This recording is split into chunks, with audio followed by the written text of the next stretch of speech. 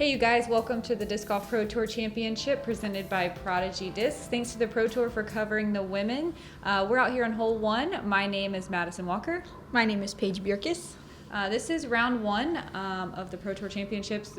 This is the semifinals or quarterfinals for the ladies. We have 8 women out here competing. The top 4 get to move on to the second round, the semifinal round. This card we get to watch Lisa Fajkus, Rebecca Cox, Paige Bjerkaas, and myself attack the card all day. We hope you guys are going to enjoy the footage. Yeah, so hole 1 is pretty wide open. There's 2 trees that you can see straight ahead, but they usually don't come into play.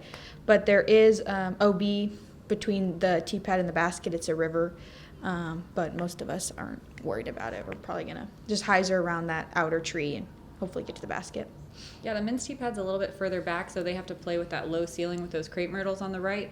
But we have a little bit more of an open ceiling gap, and we're just trying to pitch a hyzer like Paige said. Yeah, I think this hole is a good 2 for the women because it's 360 feet, but you kind of have to throw it on a straight hyzer. So I don't think it's going to be 2'd by a lot of women, but it's definitely there. A lot of us are going to have at least jump putts. Yeah, Lisa got a hold of her drive a little bit and was out to the wide. Rebecca's, like Paige said, a little bit of a jump putt. She puts a really good bid and hits the cage just low.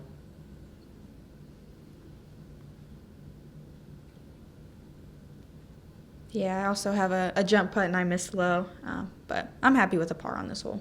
It was very exciting having 2 women hit the basket and 1 birdie on the front hole. Is kind of like we all felt like it's time to pull our pants up. It's about to be a good round. Lots of big putts being made. Yeah, and Madison just banged a good one. Definitely a good 2 to get for sure. Probably gaining strokes definitely on at least on our card. So it's kind of strange, playing this type of round where we're competing with everybody on the other card as well, and it's like a single elimination. Very awesome graphics. Yeah. My hair looks crazy. So hole 2 is a triple mando hole, but the triple mando's, what would you say, like 300 feet from the basket? Yeah. Mm-hmm. So you a lot of women, and I think most players in general out here are going to just pitch up to somewhere in front of that triple mando, lay up, and then go through the mando on the second shot. Yeah, it is a par 4, and I think it's a pretty easy par 4. Mm-hmm. Definitely birdieable by the women, 100%. Rebecca plays a little hyzer, pitches right up into the middle. She gets some pretty nasty skips, and she's a little bit further left of the triple mando than you want to be, but it'll set her up for a hyzer to the basket, which is exactly what we want. Yeah, if you're going to have an error on this hole, you want to miss left.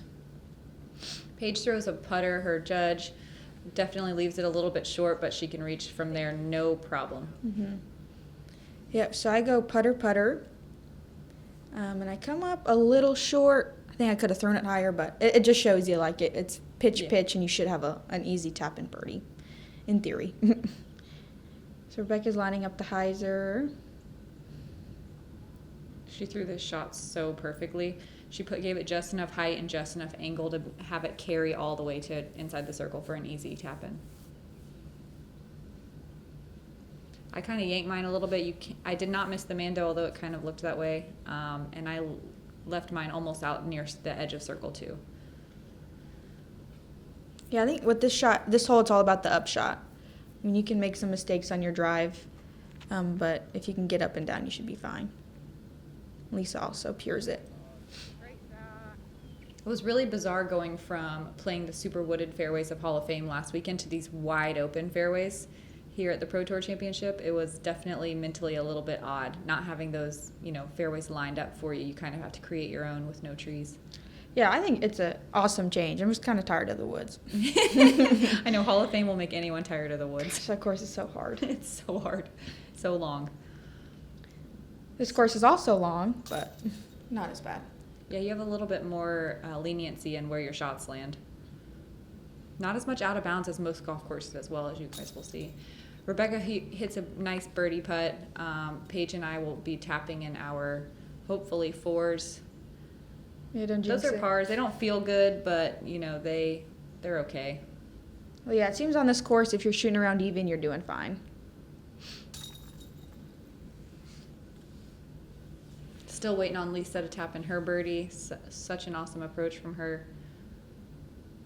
Bag putt, no problem. Lisa's cool shades. Dude, she Those are said they so were cool. given to her, so I don't know if she was just trying to convince me that she didn't buy them. But I thought they were pretty awesome. Looks like everyone's 1 under par except me. Doing good. So many holes left to birdie. So this is a shorter tee pad. It's only 314 feet, but the ceiling is so low that it makes it feel a little bit longer. You kind of have to punch it really low and not necessarily rely on the height of the disc to carry the distance. So you have to really just kind of punch something with glide that's not going to flip. Yeah, it seems like there's 2 routes, the straight route, or there is a hyzer that you can play around the outside of the trees on the right side. It makes it a little bit of a longer shot, so you'll see most of the women punching it straight. Yeah, and it's easy to throw low because of Yeah. that low ceiling. I threw it low and turned over and somehow got a pretty good Whoa. straight skip, inside the circle. Yeah, I couldn't decide. Well, I was debating between the hyzer or the straight, so I decided to go straight and then turned it over.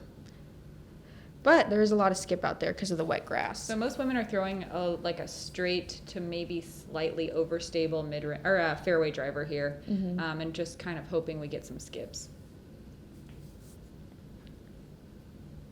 Lisa with a really long birdie putt.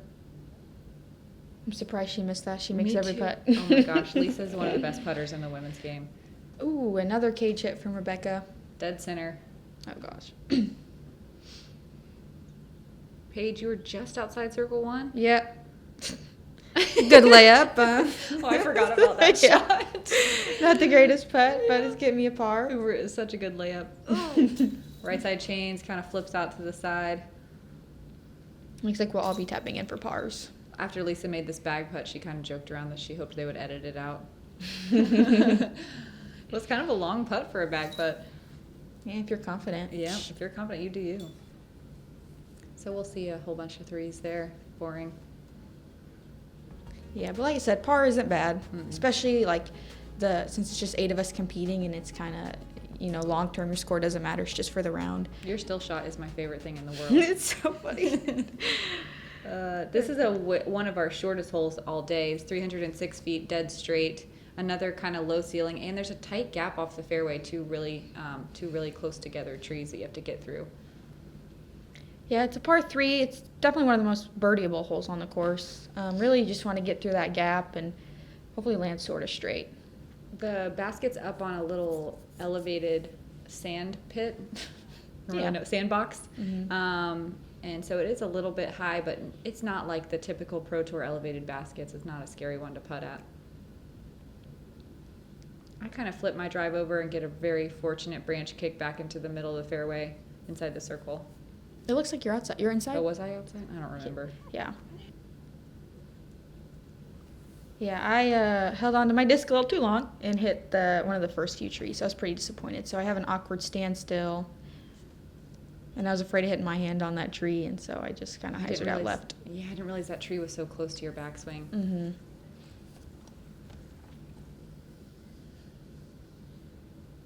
So I'm just laying up for my bogey on one of the shortest holes. But that's fine. Definitely a bummer.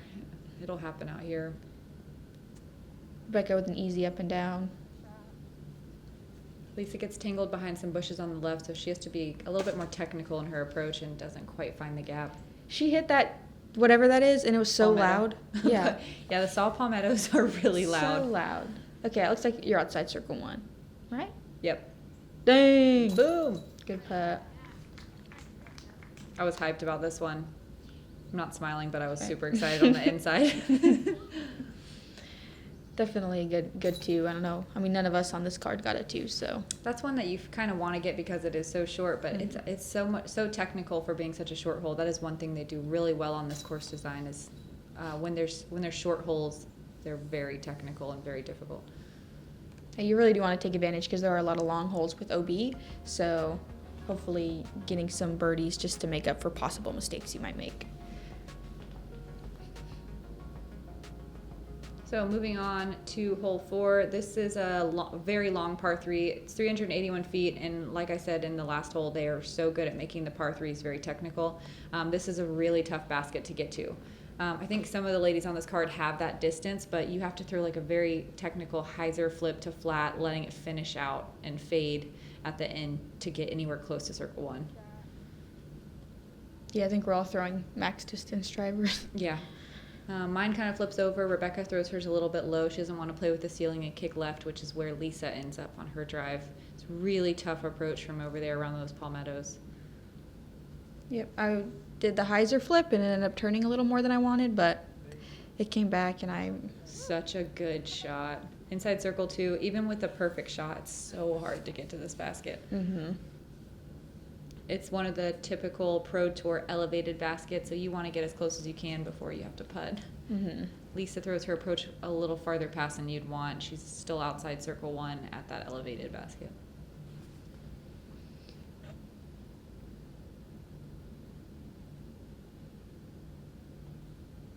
Got a nice jump putt approach. Ooh, nice. No putting here. Thank the Lord on this basket. Rebecca with a hyzer up shot. Perfect. I think she threw her harp. I like how Rebecca will take a patent pending stance even when she doesn't have to. Need to. Yeah. Everyone has their own style. Mm-hmm. I just pitched up for my par. Looks like Lisa might have played a little bit fast from her shot. She's actually already putted from her outside the circle stance. She tickled some chains, missed it, and that is her comeback putt for bogey. Yeah, this is a hole you don't want to bogey, but it's possible. Like, there is a lot of stuff on the left and the right side, so. At that point, I kicked some dirt on Rebecca's disc. We had a fun time out there. Yeah, trying to intimidate the competition is hard when they're all your friends. All right, so we're about to go to hole 6. Which one's this? Oh, a long hole. Oh yeah, one of our first par 5s, right? Yes. So? Yep. So that is what you don't want to do on this hole. You don't want to go to the woods. You want to throw straight and around these pine tree, those 4 pine trees. There's OB on the left. It's a sidewalk that goes all the way down the left side, and then the trees on the right. You just want to stay out of there. Rebecca throws a perfect shot way down there and lines her second shot up really nicely. Looks like Lisa's really trying to stay out of the woods, and she ended up going out of bounds. Just barely, just kind of trickled out of bounds. But if you're going to err, that is a way better place to take your second shot than in the woods.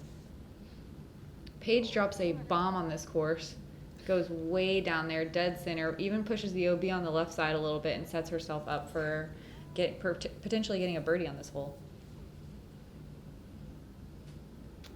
After having kind of a weird accidental drive mishap, I have to throw a standstill shot from out of the woods, and I get out in the middle. It's really all you can do from there. Mm-hmm. That was good, by the way. That was far. Lisa flicks it to kind of avoid the OB, and she gets pretty close, but she ends up safe. One of Lisa's really nice bomber forehands. Yeah, you kind of saw the basket there for a second. Ooh. Rebecca really pushes the woods on the right side on this shot. It made me kind of nervous from where I was watching, and then it hyzered out perfectly, and she'll have a pretty decent Annie approach. Yeah, so I'm throwing a fairway. There is OB between us and the basket. As you can see those white stakes. So I think a lot of us are going to try to lay up short of that to then throw over to get to the basket. I made the same choice here, just throwing a fairway drive to get up there close to those stakes.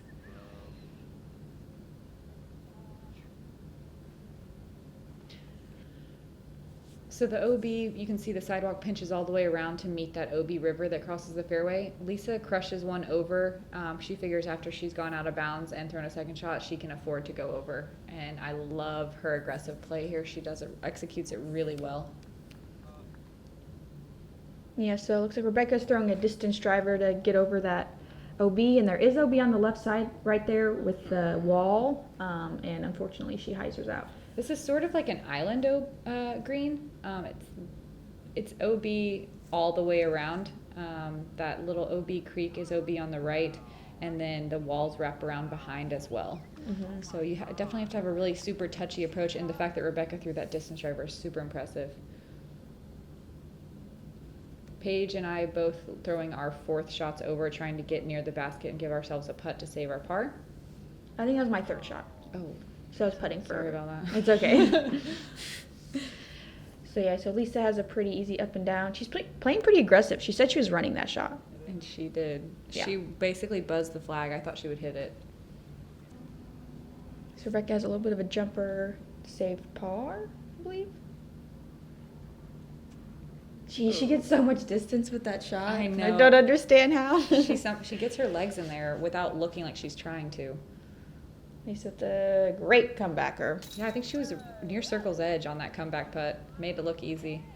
Saved the bogey even with the out-of-bounds stroke. Not bad on that hole. Mm-hmm. Paige looking for a birdie. Oh, yeah, so all the left side. chain. Little high, little left side. I was pretty upset about that one, but I'm getting a par, so it's fine. Madison with a great par save. Yeah, I was very excited about that after my really terrible drive. All about the scrambling. Rebecca tapping in for her bogey. Which isn't bad with one OB stroke. I mean, Not she bad played at the all. hole great. And then I'm just tapping in my par. Yeah, 885 feet is you're okay with a 6 on that hole sometimes. Yeah, sometimes. Sometimes. But that's what a lot of the holes look like out here. It's like long par 4s and par 5s and pretty much wide open with some funky OBs. Mm-hmm. So moving on to hole 7. This hole they changed from last year. It used to be a little bit more of a straight shot, and they tucked the tee box around to the right. That tree right there that I kind of flirt with is a Mando tree. You want to get around that, and the basket is kind of far back that tunnel to the right. In that tunnel to the right. Mm-hmm. I know for me, I think a lot of us were just trying to throw straight, because if you go straight, you then have a pretty easy straight shot to the basket. That's the smart play for sure. Yeah. Like as you can see, it's just like a putter up shot. You definitely don't want to turn it over just because there is that Mando tree. You would rather hyzer out, number one, because there's not that Mando, and number two, you're still going to have a straight shot just a little further. Yeah, even though, the T sign is wrong. The T sign says it's a little bit shorter than this, but 440 feet is not something that most women are going to have a birdie look on. If to get 2s, we'd have to throw it in here, so we don't really have to play aggressive on this hole. Yeah, I didn't realize it was a par 4. I didn't realize that either. Right? Mm-hmm. So Lisa has a flick. I didn't quite see where that landed. She hits a tree about halfway down the gap to the pin. Rebecca with a great upshot, using the dry ground to get some good skip. Mm-hmm. There's a lot of skip out there. Yeah, lots of pine straw. Madison didn't quite miss the Mando, which is good, so she's laying up. Yeah, I chose to pitch up and maybe try to throw it in for my 3 because I thought it was a par 3. Right, I did too. That's going to be the only forehand you'll see me throw today. My elbow's a little bit broken right now. It was fun to throw one. R.I.P. to your elbow. R.I.P. elbow. Lisa with the good upshot, putting it up there for the par. I'm up against a tree, so I'm trying to just throw a flick putter shot. This is a shot that Paige was bragging about yesterday, how she was so good at them. They're so touchy. The angles are so touchy. She actually was very good at them. That was just a fluke. But she has a long putt to save a birdie. Gives it a good run. To save your par. Nails it. Good putt. Yeah, so a lot of us, I think. I mean, I was upset with the 4 just because of my drive, but when I found out it was par, I'm like, okay, that's not a big bad. deal. Yeah. So Rebecca has a pretty easy birdie putt. Nice. Super great bird. Very smart playing. Pretty textbook. Looks like Lisa's going to be tapping in her par. No problem. I love her confidence on the putting green. Just steps up and throws it. I think just like her confidence with putters, like because she runs crazy things, even if it's not like a putt. Yep. And then she makes a comebacker. Yeah, so she why runs not? those like every death putt that's given to her. She runs at them. Love it.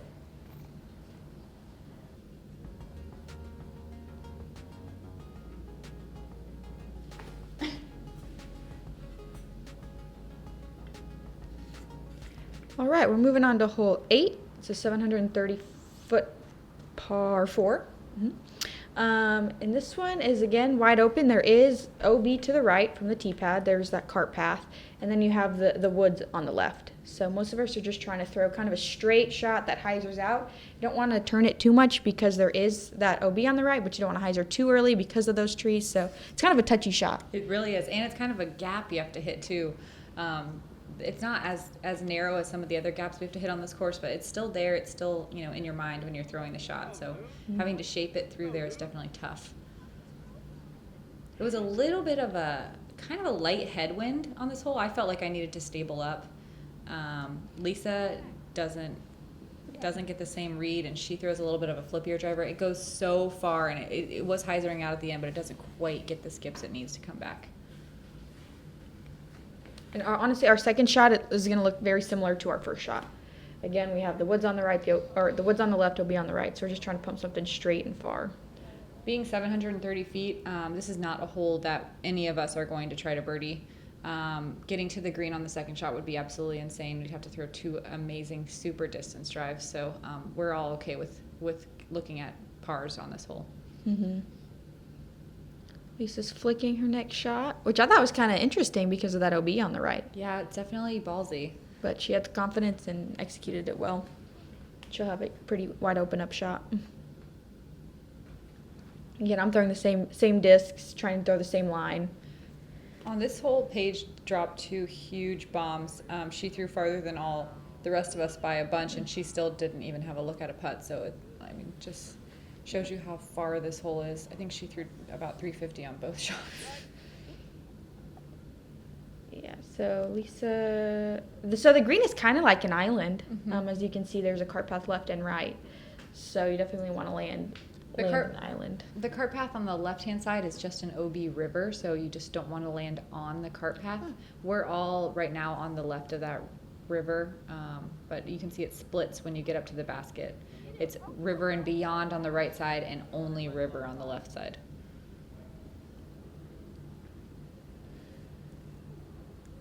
Oh yeah, we thought this one was going to go in. Ooh. Landed in the sand. That's the goal, to land in that sand, but if you're on the edge, if you hit the wood, you still have a pretty easy putt. Yeah, I kind of like these sandbox little greens. Were pretty cool. We don't see those a lot at tournaments. If you land it near the basket, it's not going to get any crazy skips. It just grabs right in that sand, which makes for some fun approaches. You don't have to worry about your Firebird skipping a million feet.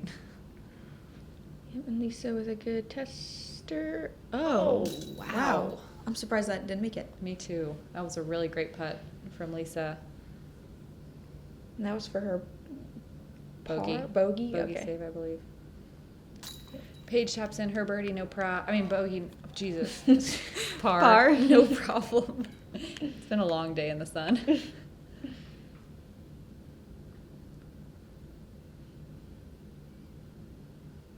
Ooh. Same for Rebecca. She gets a little friendly cage.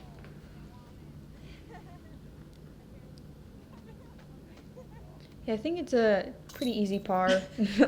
Lisa's stoked over there. She was trying to get hyped. She was having a little mid-round slump, and she's just trying to get herself hyped.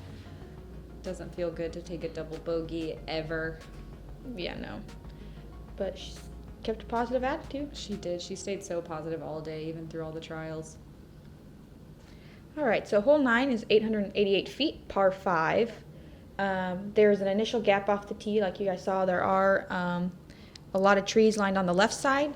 You kind of just want to get through that gap, and if you want to make an error, you want to turn it over more, just so you're not in the trees. Yeah, it's really wide open on the right-hand side of the fairway. You can see I kind of got tangled up in the trees. That's the #1 rule you don't want to do. Paige plays way smarter and flips one over out into the open. There's an OB sidewalk way over on the right, but from the tee, we can't really reach it. It doesn't come into play. So the best play is to flip something over into the wide open and set yourself up for your second shot. Mm-hmm. Rebecca and Lisa both hug the trees as well. Lisa gets knocked down into the middle of the fairway, so she won't have to contend with that line of trees on her second shot like Rebecca and I will. This shot was so scary. I was throwing right at the out-of-bounds sidewalk and hoping it would hyzer in time, so it was a tester for sure. And that is Lisa, not me, even though the quarter says it. Nice. Throws a max distance shot and lands short of the OB. So. She does the full flex right at the OB. It was a really great shot, super scary, and she committed to it. Rebecca is under those trees trying to just get out from underneath them. She puts it right in the middle, no problem. She takes some distance off so she doesn't have to contend with out of bounds. Yeah, and as you see the basket right there, there is an OB wall to the right, the grip 6 wall, and then the tree line does continue. So as you get closer to the basket, they're like a fairway kind of shapes, and it gets tighter. It gets a lot tighter, a lot scarier. I try to play aggressive here and flip something over. It flips a lot earlier than I want it to. It goes out of bounds super early. And that's typical. I mean, the basket is to the right, so you really want to throw maybe like a flip up, but it's super aggressive and dangerous. Lisa plays the best play you can play here, throwing a forehand, trusting it to Anheuser the whole way and flip at the end after it crosses the OB wall. So Rebecca also turns it over too much, and she's also out of bounds.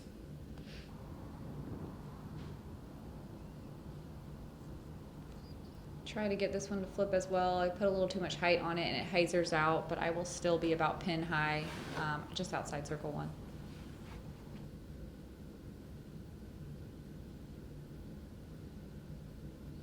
Paige is approaching the green on her 3rd shot, so she's setting herself up for birdie, which is super awesome on this really long hole. She dropped 2 bombs on her first 2 drives, like basically in the perfect position. Rebecca looks like she's going for it. Woo. Trying to save that par. She'll have a pretty easy putt inside the circle. Lisa with her 4th shot. Parks it, no problem. She'll get a nice... Easy par. Mm-hmm. Trying to save my bogey here from outside circle 1, right on the edge. Give it a good run, air ball. So Rebecca's putting for her bogey.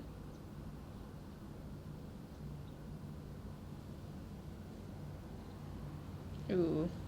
This is a little bit of an elevated basket. You can kind of see it's up on a little anthill.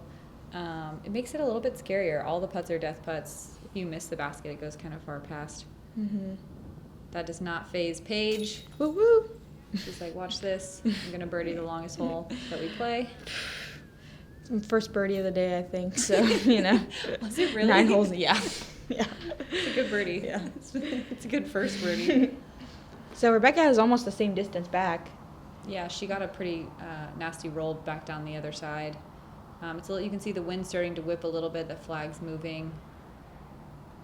She pulls it right again. This is something we haven't seen a lot from Rebecca lately. She is coming back from a shoulder injury. She hurt herself, took time off during the Hall of Fame.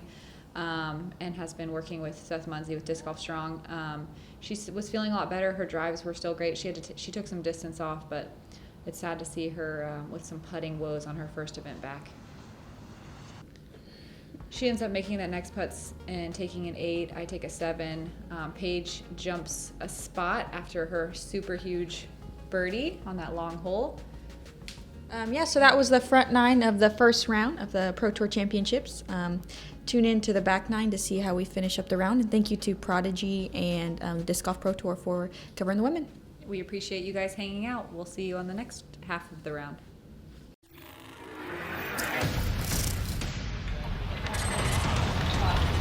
Yeah!